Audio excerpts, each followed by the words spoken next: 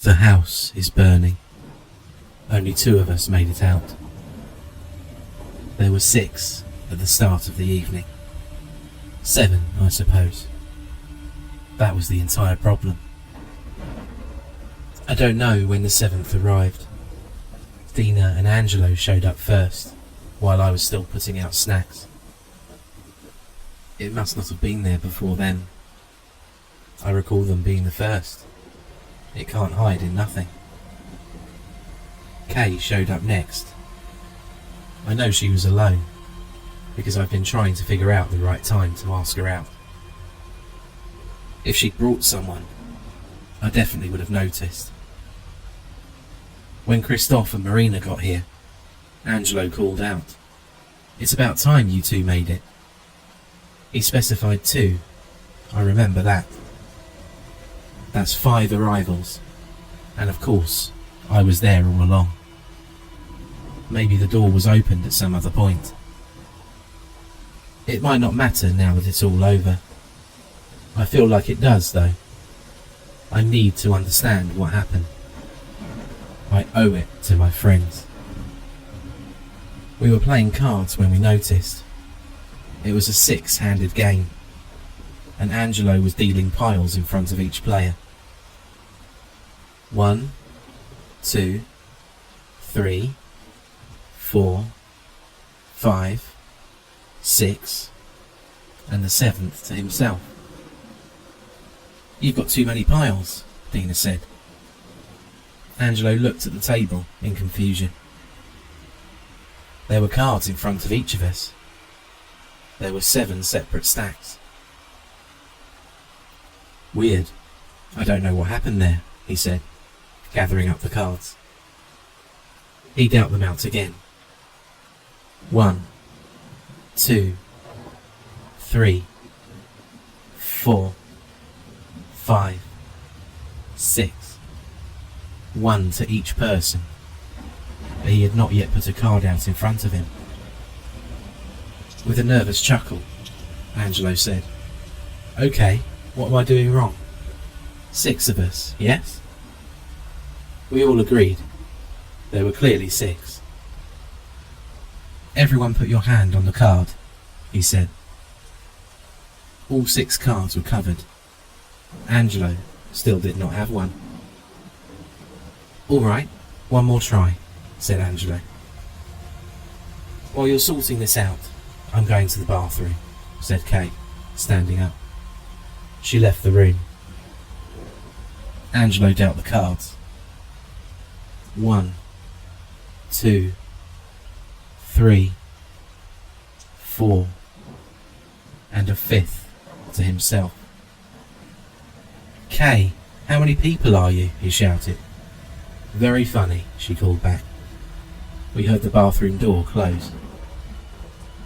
"Just deal 6 hands," I told Angelo. "There are 6 of us. It'll work out. Everyone will pick 1 hand up and play it, and no one will be left out." "You'd really think so," he said. "But why was I getting to 7 before?" "You're bad at math," Dina told him. "Better not let you keep the score," Christophe chimed in. Kay's chair was scooted back up to the table. Angelo dealt the cards. There were 6 hands this time. Everyone picked one up. No one was left out. "Weird," said Angelo, shaking his head. Despite the rocky start, the game went well. Christophe won, so as punishment, we sent him to the kitchen to fetch more drinks. Just after he disappeared into the other room, I heard a startling noise. A sort of quick choking gasp, followed by a loud bang. I was just getting up to see if he was all right when the wine was brought to the table, and I busied myself pouring everyone a fresh glass instead. I noticed that Kay's glass was still untouched from earlier. "Hey, where's Kay?" I asked. "She went to the bathroom," said Dina. "What, again?" "I guess." I leaned my head around the corner to see down the hallway. The bathroom door was closed. I suppose Marina was right. Shall we deal another hand? I asked.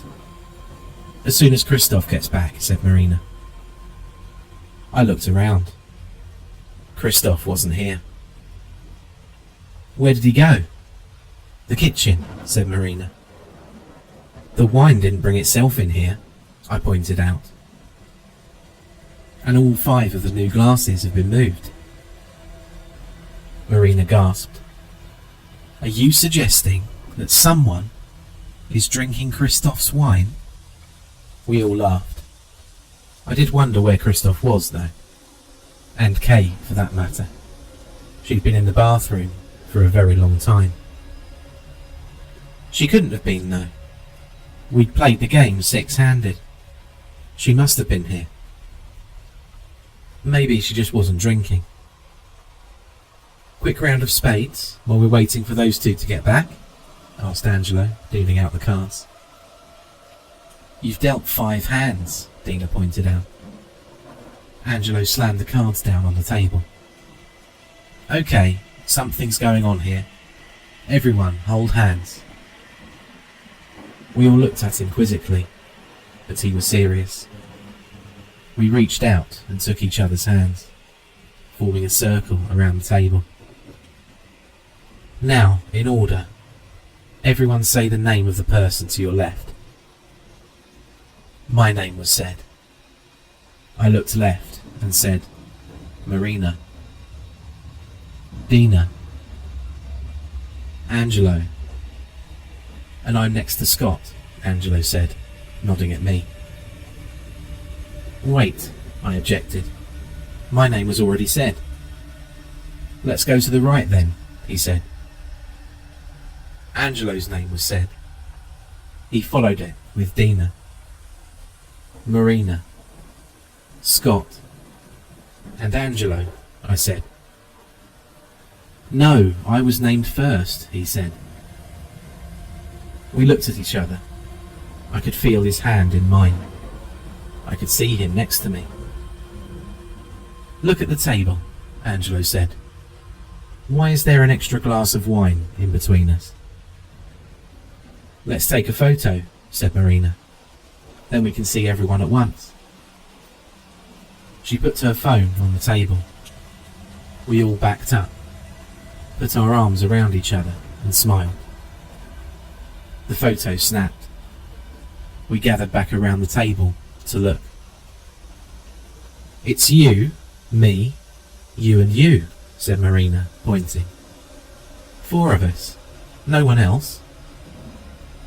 Angelo studied it for a moment. It's not a selfie. Who took the picture? Christoph, said Marina. Kay, I said in the same moment. We all looked around the room. Neither one of them was here. He must still be in the kitchen, said Marina. I'll go see. I think we should all go together, said Angelo. Come on. We entered the kitchen as a group. It was empty. Do you smell gas? Asked Dina. My attention snapped to the stove. 2 of the knobs for the burners were snapped off. I spotted them tucked under the cabinets nearby, as if someone had pushed them out of the way so as not to be noticed. There was a dent in the metal of the edge too. Christoph must have dropped something on the stove, I said, heading over to see about turning off the gas. Nice of him to mention it. The knobs were broken too far down to turn. The gas was starting to give me a headache. I grabbed a hold of the stove to pull it out from the wall and shut off the line behind it, but it was surprisingly heavy. Did I leave something in here? I asked, opening the oven door. Christoph's body was crammed inside, the limbs bent and folded back on themselves in order to make it fit. A gory pool of blood filled the bottom of the oven, sloshing distressingly back and forth from my attempts to move the appliance. Most of it seemed to have come from his head, which had been violently crushed. His eyes bulged outward, staring at me. I screamed, of course. We all did. I turned away, to run, to find a weapon, possibly just not to see it anymore. And Dina died.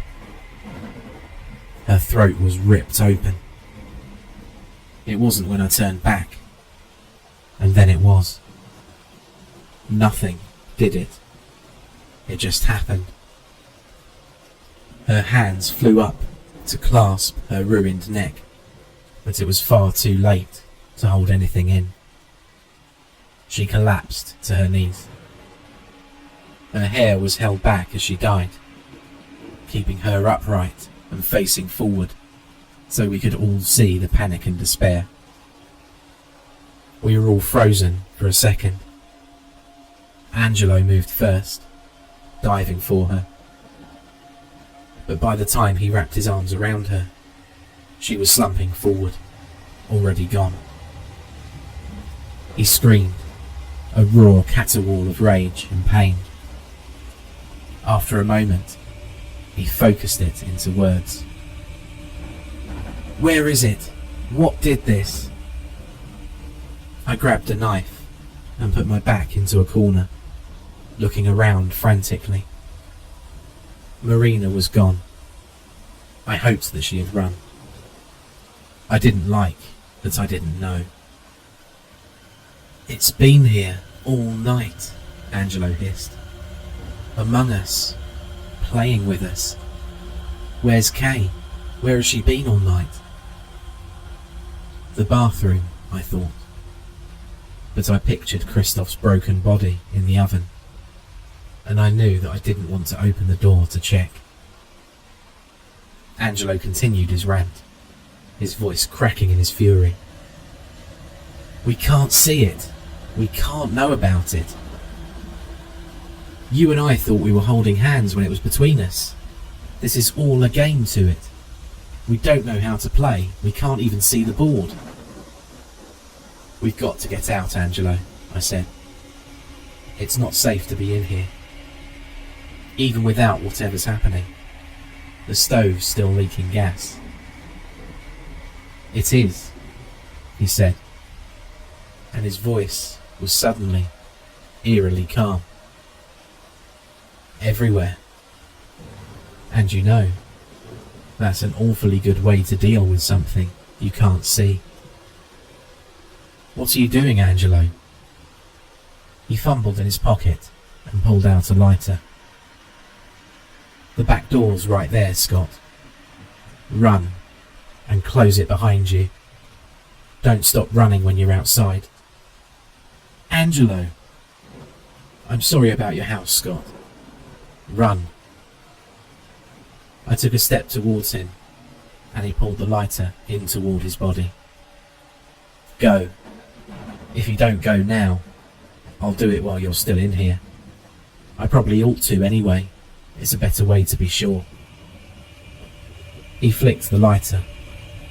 It sparked. I fled for the door. Behind me, I could hear him flicking the wheel again. I made it outside before the kitchen exploded. I had my hand on the knob pulling the door shut, when a roar of heat and light slammed the door shut and flung me down the stairs onto my back lawn. The windows erupted in gouts of flame, pelting me with burning hot glass. I scrambled across the grass, desperate to get further away. My back was burning, and I rolled to put it out.